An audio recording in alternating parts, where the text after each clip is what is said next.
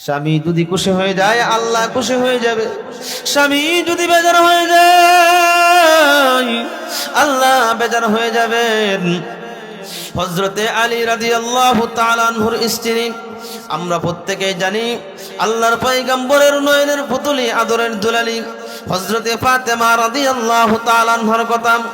হযরতে ফাতেমা রাদিয়াল্লাহু তাআলা আনহা আল্লাহর পয়গম্বর জিজ্ঞাসা করতেছেন, এই ফাতেমা, যতক্ষণ পর্যন্ত তোমার স্বামী তোমার প্রতি খুশি না হবে ততক্ষণ পর্যন্ত আমি তোমার সাথে কথা বলবো না। এ আমার পর্দার আড়ালের মা,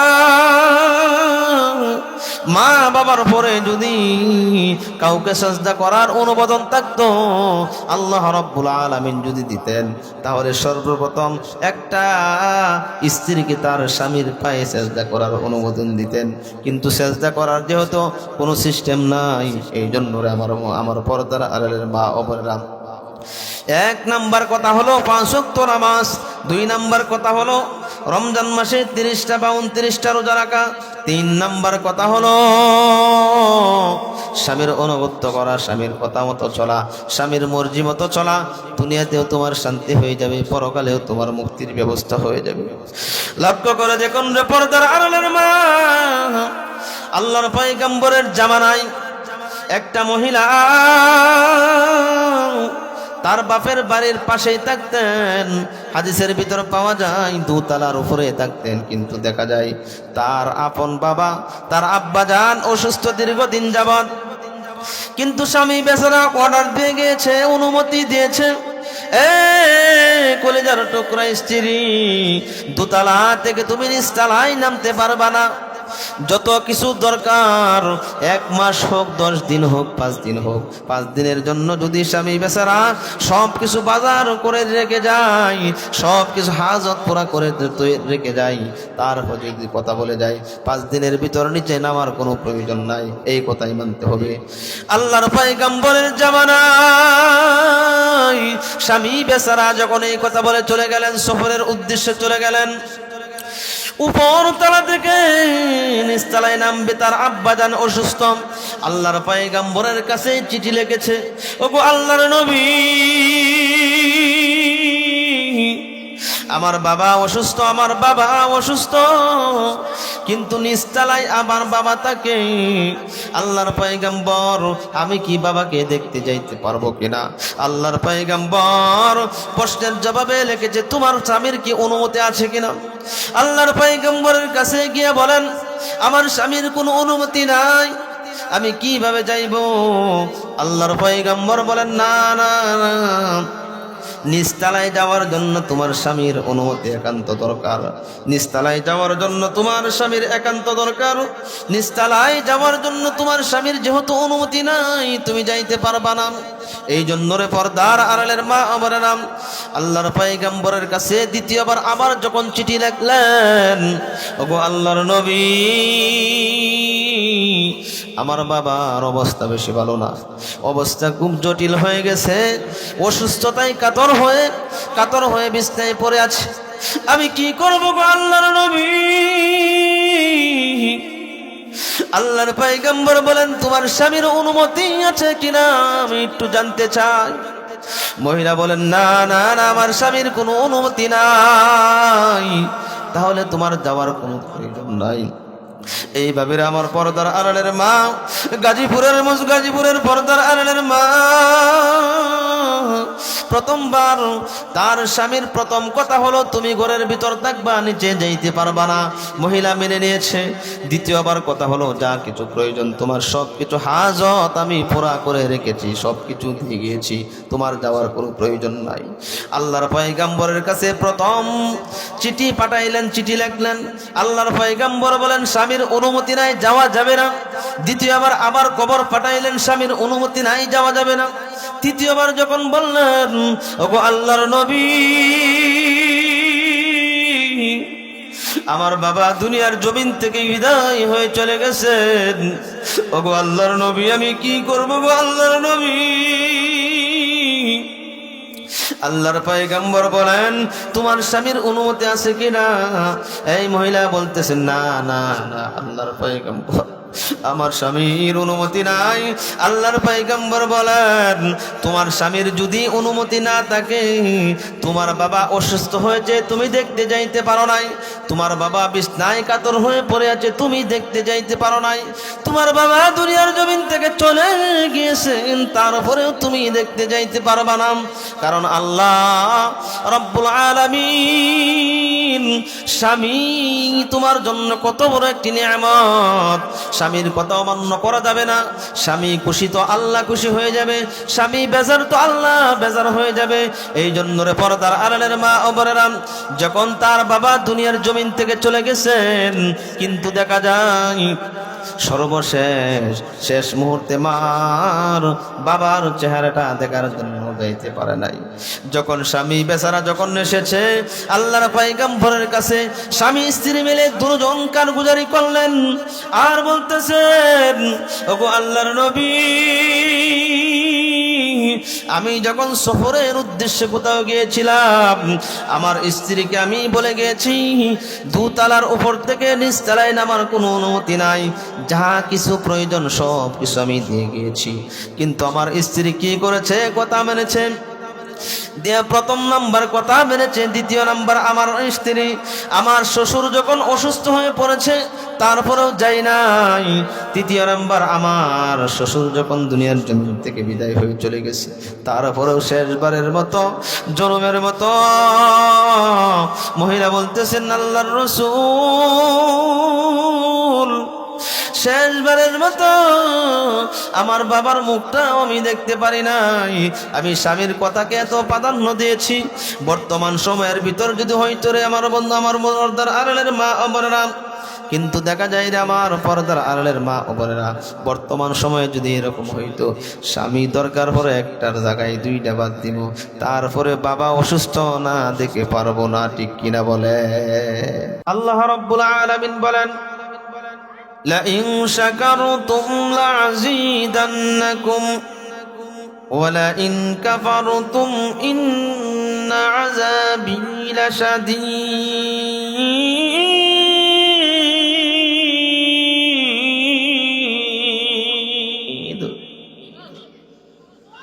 আল্লাহ রাব্বুল আলামিন বলেন, বান্দা এবং বান্দি যে যত বেশি শুকরগুজার করবে, আল্লাহ রাব্বুল আলামিন সেই বান্দার আমলনামায় নাজ নেয়ামত বাড়িয়ে দেওয়ার জন্য আল্লাহ রাব্বুল আলামিন যথেষ্ট হয়ে যায়। সুবহানাল্লাহ। এই জন্য রে পর্দার আড়ালের মা, দুনিয়াতে আর কতদিন থাকবো, দুনিয়াতে আর কতদিন বাঁচবো জানা না। যখন তুমি নববধূ সেজে সুন্দর একটি শাড়ি পরিধান করে রে মা, প্রথমবার যখন এসেছিলা, প্রত্যেকেই তোমাকে দেখার জন্য কত পাগল পারা ছিল। নতুন বধূ হয়ে যখন ঘরের ভিতর তুমি ঢুকলা, এক একজন এক একভাবে শরবত নিয়ে আগে দাঁড়িয়ে রয়েছে। দেখা যায় হাত পাকা দিয়ে বাতাস করার জন্য পেরেশান হয়ে গেছে, হয়রান হয়ে গেছে। এ আমার পর্দার আড়ালের মা, আপনি আমার হায়াতের জিন্দেগির ভিতর থেকে এখন শুধু রঙিন কাপড় পরে আমরা যখন এসেছি, কিন্তু দেখা যায় এখন আর রঙিন কাপড় পরাবে না, সামনে শুধু বাকি আছে সাদা কাপড় পরাইয়া, 5 কাপড় দিয়ে প্যাকেট বানাইয়া রে মা, 5টা কাপড় দিয়ে প্যাকেট বানাইয়া ঘরের দরজা দিয়ে যখন বের করবে, আতর সুরমা মেখে বের করবে, আতর গোলাপ মেখে বের করবে, জীবনের জন্য শেষ বিদায় দিবে। বড়ই পাতার গরম জলের পানি দিয়ে জীবনের জন্য শেষ বিদায় দিবে। তোমার স্বামী কানবে একদিন, তোমার সন্তানরা কানবে 2 দিন, তোমার আত্মীয় স্বজন কানবে কিছু সময়, কিন্তু দেখা যায় রে মা, একদিন কানবে, 2 দিন কানবে, 3 দিন কাঁদবে, কিন্তু দেখা যায় আস্তে আস্তে করে তোমার কথা সবাই ভুলে যাবে রে মা। এই জন্য রে পর্দার আড়ালের মা, দুনিয়ার হায়াতের জিন্দেগির ভিতর থাকার পর নিজের ঈমান আমল কিভাবে মজবুত করা যায় রে মা, এই চিন্তায় চিন্তিত হতে হবে, এই পেরেশানি হতে হবে। যদি নিজের জীবনটাকে আমল দিয়ে সাজাইতে পারো, নিজের জীবনটাকে সুন্দর করে সাজাইতে পারো, আল্লাহর তৈরি জান্নাত তোমার জন্য আল্লাহ রাব্বুল আলামিন নির্ধারণ করে রাখবেন। এই জন্য রে পর্দার আড়ালের মা ও বোনেরা, দিনের কান দিয়ে শুনতে হবে আলোচনাগুলি। পবিত্র কুরআনুল কারীম থেকে যে আয়াতে কারিমা আপনাদের খেদমতে আমি তিলাওয়াত করেছিলাম, আল্লাহ রাব্বুল আলামিন বলেন, কুল লিল মুমিনিনা ইয়াগুদ্দু মিন আবসারিহিম ওয়া ইয়াহফাযু ফুরুজাহুম যালিকা আযকা লাহুম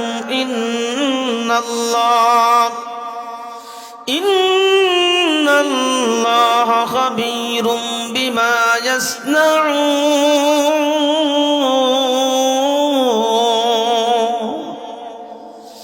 আল্লাহ আল্লাহ क्या मुबारक नाम है, अल्लाह अल्लाह आशिकों का काम है। अल्लाह अल्लाह तो मेरा माबूद है, अल्लाह अल्लाह तो मेरा माशूक है।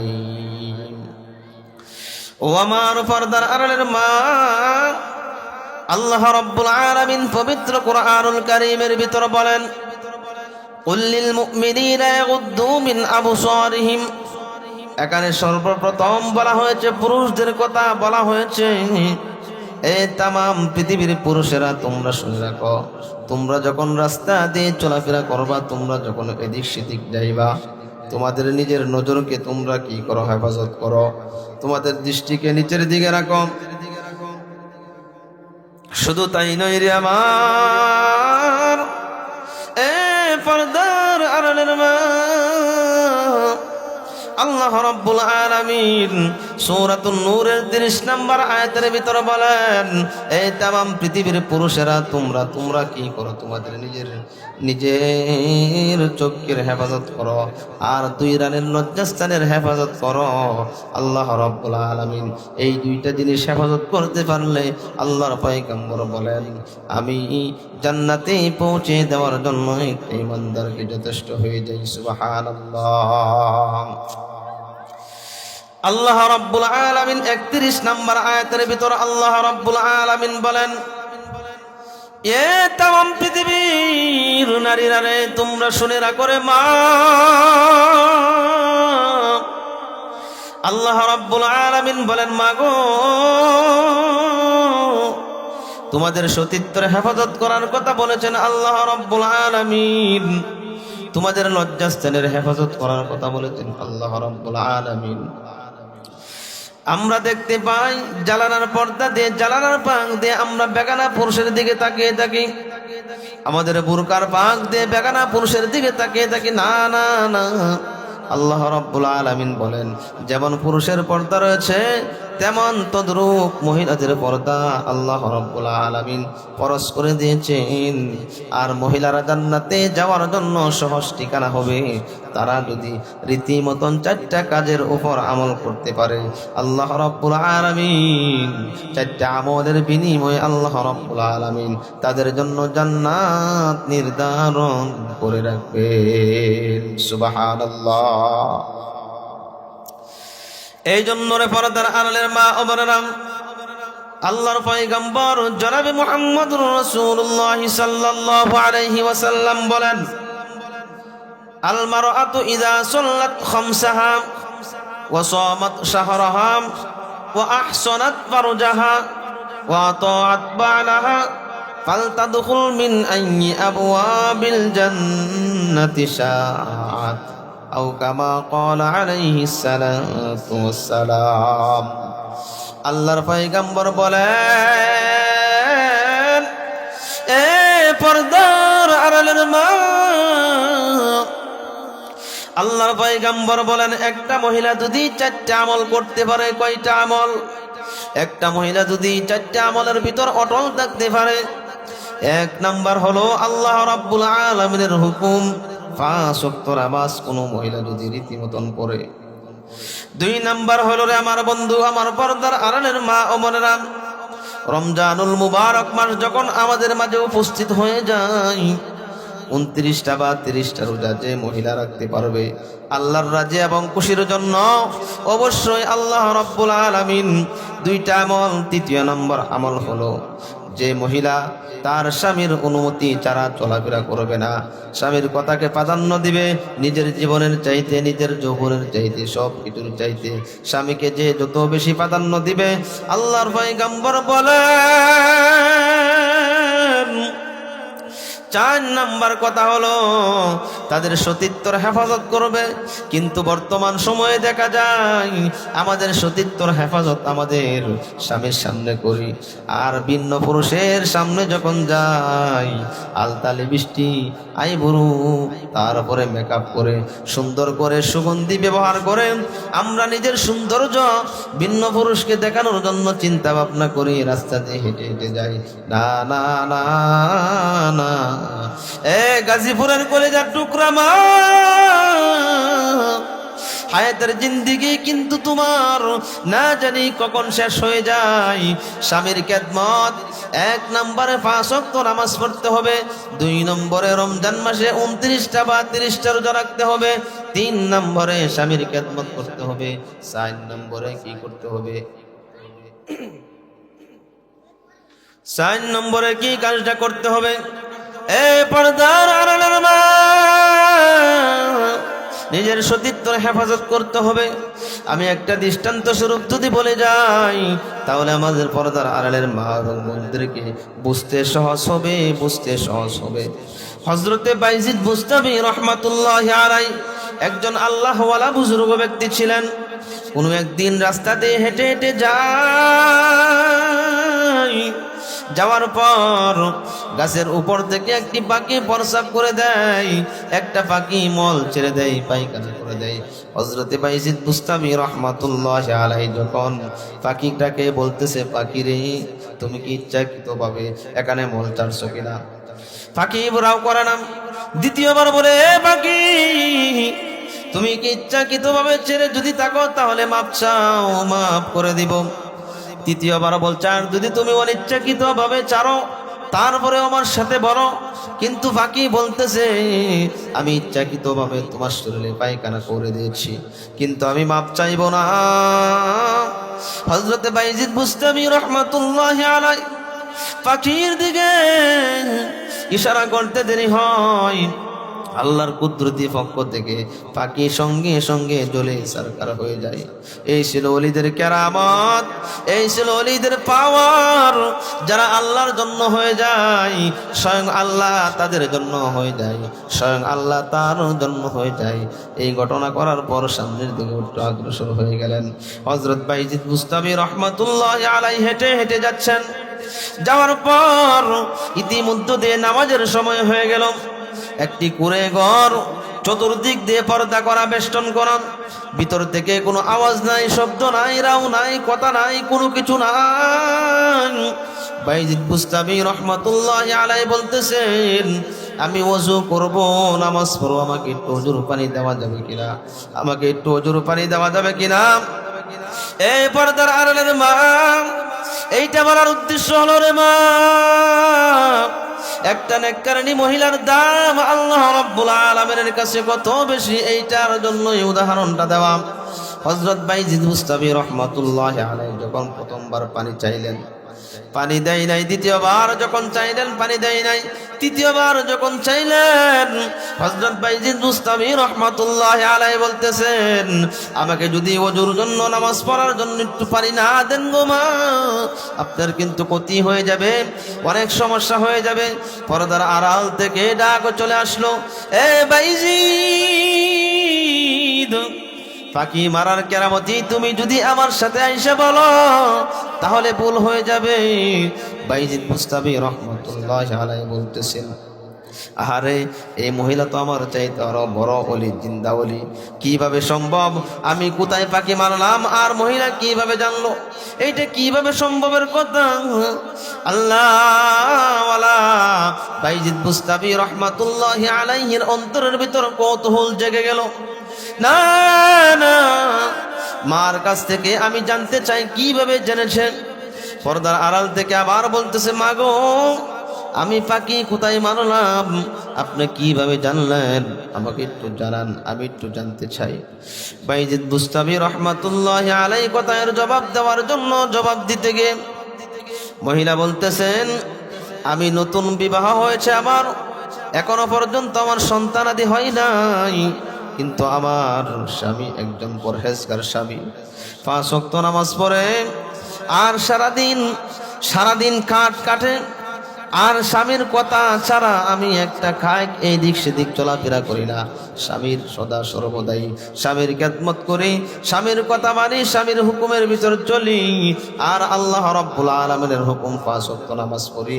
আল্লাহ তাআলা আমি যখন নামাজের মসলানে যাই, নামাজ নিয়ে বসে যাই, আল্লাহ রাব্বুল আলামিন তাম পৃথিবীর ভিতর যাহা কিছু হয়ে থাকে, যা ঘটে থাকে, আমার চোখের সামনে আল্লাহ রাব্বুল আলামিন সিসি ক্যামেরার মতো সব কিছু ফিট করে ধরে তোলেন। সুবহানাল্লাহ।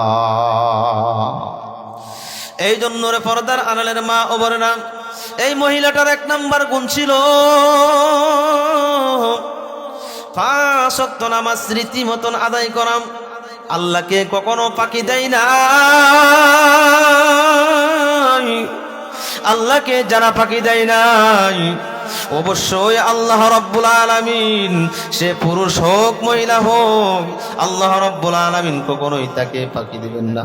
এই জন্য আমার মা, এ গাজীপুরের মহিলারা রে, এ গাজীপুরের মা, আজকে থেকে ওয়াদাবদ্ধ হয়ে যাব, 5 ওয়াক্ত নামাজ আমরা সঠিক নিয়মের ভিতর আদায় করব। শুধু তাই নয়, 5 ওয়াক্ত নামাজ আদায় করব। রমজান মাস যখন চলে আসবে আমরা 29টা বা 30টা রোজা রাখবো। শুধু তাই নয়, 3 নাম্বার হলো স্বামীর কথা মেনে চলবো। এই পর্দার আড়ালের মা, এই পৃথিবীর বুকে স্বামী ছাড়া একটা মহিলার কোনো আপনজন আর কেউ হইতে পারে না। 2 দিন ঠান্ডা অবস্থানটার ভিতর পড়ে থাকেন, সর্দি লেগে পড়ে থাকেন, বড় কোনো রোগে আক্রান্ত হয়ে পড়ে থাকেন, বাইরে 1 দিন দেখবে, 2 দিন দেখবে, প্রতিবেশীরা 2 দিন খোঁজখবর নিবে, নিজের মার পেটের বোন যারা রয়েছে 2 দিন খোঁজখবর নিবেন, কিন্তু দেখা যায় নিজের সন্তানের কাছেও একটু কিরকম জানি এদিক সেদিক লাগবে। কিন্তু স্বামী বেচারা বারবার চিন্তা করবে, না না না, এতদিন যাবার সংসার করলাম, ঘর করলাম, আমার সন্তানদের দিকে তাকাইয়া হইলেও আমার স্বামীর খেদমত করার দরকার, স্বামীকে চিকিৎসা করার দরকার, স্বামীকে সুস্থ করে কোলে তোলার দরকার। এই জন্য রে পর্দার আড়ালের মা, এই 3 নাম্বার কথা হলো স্বামীর অনুমতি ছাড়া একটা কাজ এদিক সেদিক আগানো যাবে না। স্বামীর অনুমতি ছাড়া কোনো কাজ করা যাবে না। স্বামী যদি খুশি হয়ে যায় আল্লাহ খুশি হয়ে যাবে, স্বামী যদি বেজার হয়ে যায় আল্লাহ বেজার হয়ে যাবেন। হযরতে আলী রাদিয়াল্লাহু তাআলা আনহুর স্ত্রী, আমরা প্রত্যেকেই জানি আল্লাহর পয়গম্বরের নয়নের পুতুলি, আদরের দুলালি হযরতে ফাতেমা রাদিয়াল্লাহু তাআলা আনহার কথা। হযরতে ফাতেমা রাদিয়াল্লাহু তাআলা আনহা আল্লাহর পয়গম্বর জিজ্ঞাসা করতেছেন, এই ফাতেমা, যতক্ষণ পর্যন্ত তোমার স্বামী তোমার প্রতি খুশি না হবে ততক্ষণ পর্যন্ত আমি তোমার সাথে কথা বলবো না। এ আমার পর্দার আড়ালের মা, মা বাবার পরে যদি কাউকে সাজদা করার অনুমোদন থাকতো, আল্লাহ রাব্বুল আলামিন যদি দিতেন, তাহলে সর্বপ্রথম একটা স্ত্রীকে তার স্বামীর পায়ে সাজদা করার অনুমোদন দিতেন। কিন্তু সাজদা করার যেহেতু কোনো সিস্টেম নাই, এই জন্য আমার পর্দার আড়ালের মা ও বোনেরা, 1 নাম্বার কথা হলো 5 ওয়াক্ত নামাজ, 2 নাম্বার কথা হলো রমজান মাসে 30টা বা 29টা রোজা রাখা, 3 নাম্বার কথা হলো স্বামীর অনুগত্য করা, স্বামীর কথা মতো চলা, স্বামীর মর্জি মতো চলা, দুনিয়াতেও তোমার শান্তি হয়ে যাবে, পরকালেও তোমার মুক্তির ব্যবস্থা হয়ে যাবে। লক্ষ্য করে দেখুন রে পর্দার আড়ালের মা, আল্লাহর পয়গম্বরের জামানায় একটা মহিলা তার বাপের বাড়ির পাশেই থাকতেন। হাদিসের ভিতর পাওয়া যায় দোতলার উপরে থাকতেন, কিন্তু দেখা যায় তার আপন বাবা, তার আব্বাজান অসুস্থ দীর্ঘদিন যাবৎ। কিন্তু স্বামী বেচারা অর্ডার দিয়ে গিয়েছে, অনুমতি দিয়েছে, কলেজার টুকরা স্ত্রী, দোতলা থেকে তুমি নিচতলায় নামতে পারবা না। যত কিছু দরকার, 1 মাস হোক, 10 দিন হোক, 5 দিন হোক, 5 দিনের জন্য যদি স্বামী বেচারা সব কিছু বাজার করে রেখে যায়, সব কিছু হাজত পুরা করে রেখে যায়, তারপর যদি কথা বলে যায় 5 দিনের ভিতর নিচে নামার কোনো প্রয়োজন নাই, এই কথাই মানতে হবে। আল্লাহর পয়গম্বরের জামানায় স্বামী বেচারা যখন এই কথা বলে চলে গেলেন, সফরের উদ্দেশ্যে চলে গেলেন, উপর তলা থেকে নিচতলায় নামবে, তার আব্বাজান অসুস্থ। আল্লাহর পয়গম্বরের কাছে চিঠি লিখেছে, ওগো আল্লাহর নবী, আমার বাবা অসুস্থ, আমার বাবা অসুস্থ, কিন্তু নিচতলায় আমার বাবা থাকে। আল্লাহর পয়গম্বর, আমি কি বাবাকে দেখতে যাইতে পারবো কিনা? আল্লাহর পয়গম্বর প্রশ্নের জবাবে লিখেছে, তোমার স্বামীর কি অনুমতি আছে কিনা? আল্লাহর পয়গম্বরের কাছে গিয়ে বলেন, আমার স্বামীর কোনো অনুমতি নাই, আমি কিভাবে যাইব? আল্লাহর পয়গম্বর বলেন, না না না, নিচতলায় যাওয়ার জন্য তোমার স্বামীর অনুমতি একান্ত দরকার। নিচতলায় যাওয়ার জন্য তোমার স্বামীর একান্ত দরকার। নিচতলায় যাওয়ার জন্য তোমার স্বামীর যেহেতু অনুমতি নাই, তুমি যাইতে পারবা না। এই জন্য রে পর্দার আড়ালের মা আমার নাম, আল্লাহর পয়গম্বরের কাছে দ্বিতীয়বার আবার যখন চিঠি লিখলেন, ওগো আল্লাহর নবী, আমার বাবার অবস্থা বেশি ভালো না, অবস্থা খুব জটিল হয়ে গেছে, অসুস্থতায় কাতর হয়ে বিছানায় পড়ে আছে, আমি কি করবো গো আল্লাহর নবী? আল্লাহর পয়গম্বর বলেন, তোমার স্বামীর অনুমতি আছে কিনা আমি একটু জানতে চাই। মহিলা বলেন, না না না, আমার স্বামীর কোনো অনুমতি নাই। তাহলে তোমার যাওয়ার কোনো প্রয়োজন নাই। এইভাবে আমার পর্দার আড়ালের মা, গাজীপুরের পর্দার আড়ালের মা প্রথমবার তার স্বামীর প্রথম কথা হলো, তুমি ঘরের ভিতর থাকবা, নিচে যাইতে পারবা না। মহিলা মেনে নিয়েছে। দ্বিতীয়বার কথা হলো, যা কিছু প্রয়োজন তোমার সব কিছু হাজত আমি পুরা করে রেখেছি, সব কিছু দিয়ে গিয়েছি, তোমার যাওয়ার কোনো প্রয়োজন নাই। আল্লাহর পয়গম্বরের কাছে প্রথম চিঠি পাঠাইলেন, চিঠি লিখলেন। আল্লাহর পয়গম্বর বলেন, স্বামীর অনুমতি নাই, যাওয়া যাবে না। দ্বিতীয়বার আবার খবর পাঠাইলেন, স্বামীর অনুমতি নাই, যাওয়া যাবে না। তৃতীয়বার যখন বললেন, ওগো আল্লাহর নবী, আমার বাবা দুনিয়ার জমিন থেকে বিদায় হয়ে চলে গেছেন, ওগো আল্লাহর নবী, আমি কি করবো গো আল্লাহর নবী? আল্লাহর পয়গম্বর বলেন, তোমার স্বামীর অনুমতি আছে কিনা?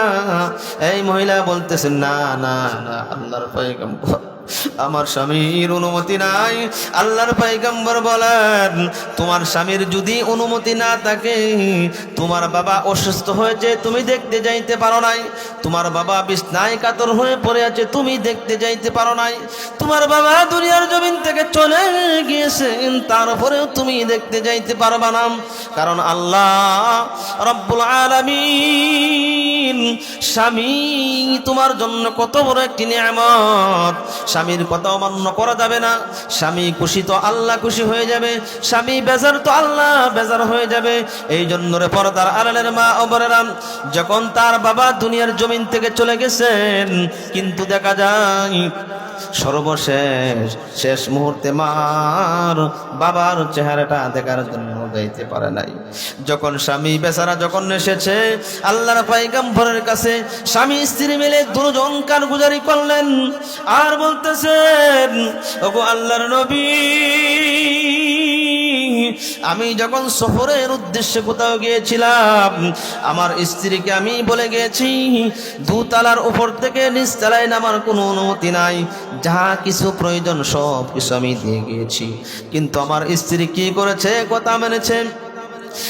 প্রথম নাম্বার কথা মেনেছে। দ্বিতীয় নাম্বার, আমার স্ত্রী আমার শ্বশুর যখন অসুস্থ হয়ে পড়েছে তারপরেও যাই নাই। তৃতীয় নাম্বার, আমার শ্বশুর যখন দুনিয়ার জমিন থেকে বিদায় হয়ে চলে গেছে তারপরেও শেষবারের মতো, জনমের মতো মহিলা বলতেছেন, আল্লাহর রাসূল শেষবারের মতো আমার বাবার মুখটাও আমি দেখতে পারি নাই। আমি স্বামীর কথাকে এত প্রাধান্য দিয়েছি।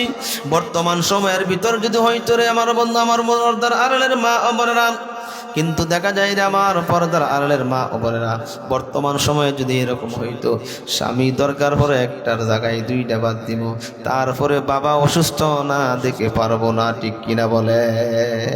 না, সম্ভব নয়। স্বামীর কথাকে প্রাধান্য যদি মা তুমি দিতে পারো, স্বামী বেচারারও বুঝতে হবে আমার স্ত্রী কি চাচ্ছে, আমার স্ত্রী কি পছন্দ করছে, আমার স্ত্রী কি সঠিক পন্থায় আমাকে চাচ্ছে কিনা। তাহলে স্ত্রীরও বুঝতে হবে, স্বামীরও বুঝতে হবে। কিন্তু দেখা যায় শুধু স্বামী যদি মনে করে আমি তো স্বামী হয়ে গেলাম, আমার কথা আমার স্ত্রী বসবে, আমার কথা চলবে, আমার কথা উঠবে, হ্যাঁ কথা বটে, কিন্তু পরিপূর্ণ স্ত্রীর হক আদায় করে তারপরে যদি তুমি কর্তৃত্ব কাটাও, তাহলে তোমার ইসলাম শরীয়তের ভিতরে যেভাবে নিয়ম রয়েছে, নিয়ম কারণ রয়েছে, সেই পন্থাই যদি কাটাইতে পারো, তাহলে স্বামী বেচারিও তোমার কথা মানার জন্য প্রস্তুত হয়ে যাবে। এই জন্য গাজীপুরের পর্দার আড়ালের মা ও বোনেরা, আমি অনুরোধ করে বলে যাব, পৃথিবীর বুকে কেউ কারো আপন হবে না, আকাল হাসরের ময়দানেও কেউ কারো আপন হবে না। স্বামী বেচারা যদি আপনার প্রতি খুশি হয়ে যায়, আল্লাহ খুশি হয়ে যাবেন। আর আল্লাহ যদি খুশি হয়ে যায়, আপনার জন্য আল্লাহ রাব্বুল আলামিনের 8টা জান্নাত থেকে যে কোনো একটা দরজা খোলা হয়ে যাবে, আপনার জন্য জান্নাত ওয়াজিব হয়ে যাবে। এই জন্য সদা সর্বদাই স্বামীর খেদমত করতে হবে, স্বামীর কথা মেনে চলতে হবে। 4 নাম্বার কথা হলো আমার পর্দার আড়ালের মা ও বোনেরা, 3 নাম্বার কথা হলো স্বামীর অনুগত্য করা, স্বামীর কথা মতো চলাফেরা করা। আর 4 নাম্বার কথা হলো নিজের সতীত্বের হেফাজত করা। সতীত্ব আমরা কোথায় থেকে শিখবো? সতীত্বকে আমরা গার্মেন্টসে গেলে শিখতে পারবো? সতীত্বকে আমরা মার্কেটে গেলে শিখতে পারবো? সতীত্বে শিখতে চাইলে আজকে এই মাদ্রাসার মাহফিলকে কেন্দ্র করে মাহফিল দেওয়া হয়েছে। আমি স্পষ্ট বলে দিতে চাই, গাজীপুরের পর্দার আড়ালের মা এবং বোনেরা, আমার কলেজার টুকরা মা, একটা সন্তানকে যদি তুমি ছেলে হোক মেয়ে হোক আদর্শমান সন্তান যদি বানাইতে চাও, তাহলে অবশ্যই সাউতুল হেরা হাফেজিয়া নুরানিয়া মাদ্রাসার ভিতর তুমি ভর্তি করে দাও। এখানে আদর্শ শেখানো হয়, এখানে দিন শেখানো হয়, এখানে দিনের জ্ঞান চর্চা করা হয়, এখানে দুনিয়াবি কোনো কিছুই শেখানো হয় না। এখানে আখিরাতের কথা মনে করার জন্য এইভাবে তারা কোরআন হাদিসকে সুন্দর করে রিসার্চ করে করে বাচ্চাদেরকে শিখিয়ে দেয়। এই জন্য এই জান্নাতের বাগানে আমাদের সন্তানদেরকে দিয়ে, আমাদের ছেলে মেয়েদেরকে দিয়ে আমরা সদা সর্বদাই মাদ্রাসার পাশে দাঁড়াবো, মাদ্রাসার খোঁজ খবর নেব। আর পর্দাশীল নারী কখনোই বেপর্দাভাবে চলতে পারবে না। যে পর্দাশী এই পর্যন্ত আমরা দর্শন দেখে থাকি বাংলাদেশের আনাচে কানাচে, একটা প্রমাণও কেউ দেখাইতে পারবে না পর্দাশীল একটা মেয়েকে দর্শন করা হয়েছে, একটা প্রমাণও দেখাইতে পারবে না। যদিও বা 2-1টা প্রমাণ থাকে, এইগুলি পরিকল্পিতভাবে ইসকনের দালালেরা, ইহুদি নাসারাদের দালালেরা পরিকল্পনাভাবে মেয়েদেরকে দূরে দূরে দর্শন করেছে। কিন্তু দেখা যায় একটা পর্দাশীল মহিলাকে কখনোই এই পর্যন্ত দর্শনের অপরাধে এই হয়েছে সেই হয়েছে পাওয়া যায় না। কিন্তু বেপরদা নারীদের দর্শনের কোনো অভাব নাই। আজকে আমরা দেখতে পাই জাহাঙ্গীরনগর বিশ্ববিদ্যালয়ের ভিতরে আমাদের মা এবং বোনেদের বলে যে পড়াশোনা করে, কিন্তু দেখা যায় চোখের ভিতরে যদি একটু ভালো লেগে যায়, তাহলে তাকে যেভাবেই হোক তাকে নিয়ে দর্শন করার জন্য চিন্তা ভাবনা করে। সারা বাংলার আনাচে কানাচে আমরা কিছুদিন পূর্বে দেখতে পেরেছি, আমার কলেজার টুকরা একটা 10 বছরের একটা মেয়ে, এই যে কালীগঞ্জের ভিতরে কালিয়াকুরের ভিতরে মহিলা মাদ্রাসার ছাত্রীকে পরিকল্পিতভাবে ইসকনের দালালেরা, ইসকন নামের দালালেরা তারা কি করেছে, 3 জন মিলে দর্শন করেছে। আমার পর্দার আড়ালের মা ও বোনেরা, দর্শন থেকে বাঁচতে চাইলে পর্দা বাধ্যতামূলক। আল্লাহ রাব্বুল আলামিন ১৫০০ বছর পর্দার বিধান যখন পর্দার বিধান করে দিয়েছেন, তখন থেকে সাহাবায়ে কেরামের স্ত্রীরা, সাহাবায়ে কেরামের মা এবং বোনেরা প্রত্যেকেই পর্দা করতে শুরু করে দিয়েছে। তা আমাদেরও পর্দা করা অতি জরুরি। আমার তিলাওয়াতকৃত আয়াতের ভিতর আল্লাহ রাব্বুল আলামিন বলেন, সর্বপ্রথম চোখের হেফাজত করতে হবে, নারী হোক বা পুরুষ হোক। চোখের হেফাজত যদি না করতে পারি, তাহলে কখনোই নিজেকে, নিজের সতীত্ব হেফাজত করা সম্ভব হবে না। এক নাম্বার কথা হলো চোখের হেফাজত করতে হবে। আমরা যখন বেগানা নারীর দিকে তাকিয়ে থাকি, তখন চোখ দিয়ে আমরা যখন তাকাই, তখন তাকানোর পর আমাদের নফস কি করে এইটা বাস্তবায়ন করার জন্য পাগল পারা হয়ে যায়। আর আমরা যে কোনো মূল্যে এই নফসের কায়েস মিটানোর জন্য কিন্তু আমরা কি করি, এই মেয়েটার পিছনে ঘুর করি, যুবতী মেয়ের পিছনে ঘুর করি। এই গাজীপুরের মুসলমান, এই পর্দার আড়ালের কলেজার টুকরা মা এবং বোনেরা, আজকে এখান থেকে প্রতিজ্ঞা করতে হবে, আজকে থেকে ৫ ওয়াক্ত নামাজ পড়ব, রমজান মাসে রোজা রাখবো, স্বামীর অনুগত্য করব, আর লজ্জাস্থানের হেফাজত করব। আমি যে কথাটা বলতে চাচ্ছিলাম, আল্লাহর পয়গম্বরের কাছে যখন যান, স্বামী স্ত্রী দুইজন মিলে যখন আল্লাহর পয়গম্বরের কাছে যান, ওগো আল্লাহর নবী, আমার স্বামী যখন সফরের উদ্দেশ্যে কোথাও রওনা হয়ে গেলেন, আমাকে বলে গেলেন, তুমি বাসা থেকে কোথাও যাইতে পারবা না, আমার বাবা অসুস্থ, আমি যাইতে পারি নাই। আল্লাহর পয়গম্বরের কাছে আমি চিঠি লিখেছি। আল্লাহর পয়গম্বর বলেন, স্বামী যেহেতু নিষেধ করেছে, তোমার যাওয়ার কোনো প্রয়োজন নাই। দ্বিতীয়বার আল্লাহর পয়গম্বরের কাছে বলতেছেন, ইয়া রাসূলুল্লাহ, ইয়া হাবিবাল্লাহ, আমার বাবা যখন অসুস্থতায় কাতর হয়ে বিছানায় পড়েছিল, তারপরেও আমি যাইতে পারি নাই। আমি আল্লাহর নবীর কাছে চিঠি লিখেছি। আল্লাহর পয়গম্বর বলেন, তোমার স্বামীর অনুমতি নাই, তুমি যাইতে পারবা না। আমি যাই নাই, কথা মেনেছি। তৃতীয় নাম্বার হলো, আল্লাহর পয়গম্বর, আমার বাবা যখন দুনিয়ার জমিন থেকে চলে গেল, শেষবারের মতো আমার বাবার চেহারাটুকু আমি দেখতে পারি নাই। গোসল করে, দাফন করে, কাফন চড়িয়ে 3 কাপড়ের প্যাকেট বানাইয়া কবরের ভিতর রেখে দিয়েছে জনমের জন্য। আল্লাহর পয়গম্বর শেষবারের মতো দেখতে পারি নাই। আল্লাহর পয়গম্বর জনাবে মুহাম্মদুর রাসূলুল্লাহ সাল্লাল্লাহু আলাইহি ওয়াসাল্লাম এই কারগুজারি শোনার পর স্বামী স্ত্রী দুজনকে সান্ত্বনা দিয়ে বলেন, এ স্বামী, এ স্ত্রী, তোমরা, তোমাদের কোনো চিন্তার কারণ নাই। এ যুবক, এ যুবতী, তোমাদের কোনো চিন্তার কারণ নাই। তুমি তোমার স্বামীর কথা মানার কারণে তোমার কি লাভ হয়েছে, তোমার কি উপকার হয়েছে, তুমি এখান থেকে সরে যাও। আল্লাহ রাব্বুল আলামিন তোমার বাবার তামাম জিন্দেগীর সমস্ত গুনাহগুলি মাফ করে জান্নাতের মেহমান বানায়া দিয়েছেন। সুবহানাল্লাহ। এই জন্য রে পর্দার আড়ালের মা ও বোনেরা, স্বামীর হুকুম মানার কারণে আল্লাহ রাব্বুল আলামিন দেখার প্রয়োজন মনে করে নাই, খোঁজ খবর নেওয়ার প্রয়োজন মনে করে নাই। স্বামীর হুকুমকে সবচাইতে বেশি প্রাধান্য দিয়েছে। স্বামীর হুকুমকে প্রাধান্য দেওয়ার কারণে এই মহিলা বাবার অসুস্থতার কথা শুনে যায় নাই, দুনিয়ার জমিন থেকে চলে গেছে, মরে গেছে, তারপরেও যায় নাই। এই এত সুন্দর প্রাধান্য দেওয়ার কারণে আল্লাহ রাব্বুল আলামিন সেই মহিলার আব্বার কবরটাকে তামাম জিন্দেগীর জন্য জান্নাতের বাগানে পরিণত করে দিয়েছেন। বাবার সমস্ত গুনাহগুলি মাফ করে জান্নাতের মেহমান বানিয়ে দিয়েছেন। সুবহানাল্লাহ। এই জন্য রে পর্দার আড়ালের মা, আবেগ দেখানোর কোনো কিছু নেই। স্বামীর কথা মানার কারণে আল্লাহ রাব্বুল আলামিন তার বাবার তামাম জিন্দেগীর সমস্ত গুনাহগুলি মাফ করে দিয়েছেন। এর চাইতে পৃথিবীর বুকে আর কি পাওয়ার আছে? এ পর্দার আড়ালের মা ও বোনেরা, আমি সর্বশেষ কথা বলে যাব। স্বামীর কথা প্রতিটা মুহূর্তে প্রতিটা সেকেন্ডে মানার দরকার আছে। স্বামীর কথা যদি না মানেন দুনিয়াতেও শান্তি হবে না, পরকালেও মুক্তির ব্যবস্থা হবে না।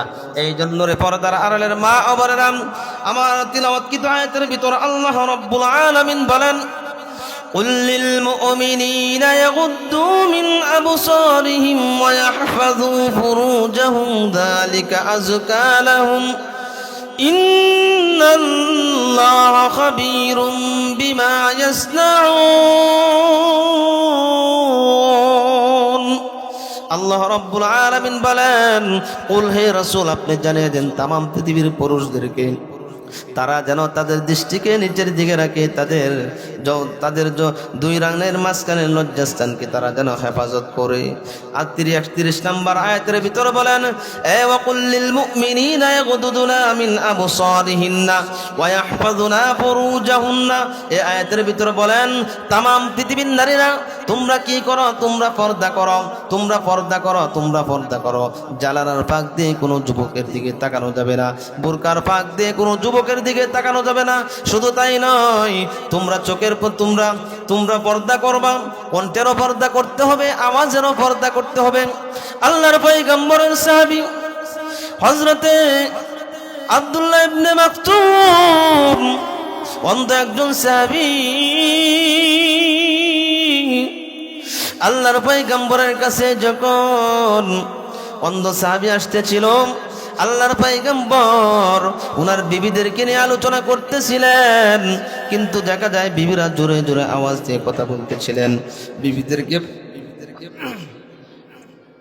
বিবিদেরকে বলে দিলেন, এ আমার প্রাণের বিবিরা, আমার সাহাবী আব্দুল্লাহ ইবনে মাকতুম আসতেছে, তোমরা কি করো, কণ্ঠের পর্দা করো।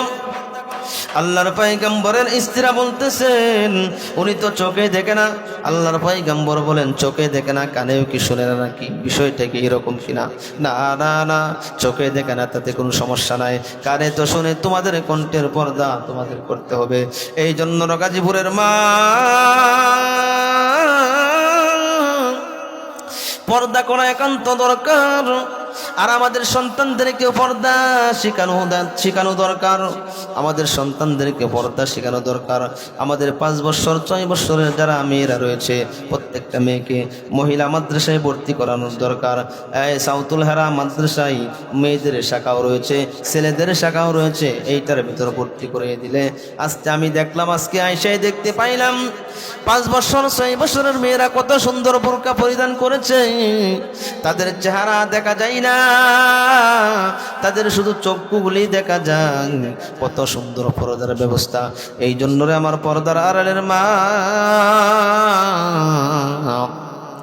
আমরা সদা সর্বদাই আমার সন্তানদেরকে যেন সুন্দর হয়, সৎ চরিত্রর হয়, ভালো চরিত্রর হয়, এই চিন্তা করে আমরা সদা সর্বদাই চিন্তা ভাবনায় থাকবো।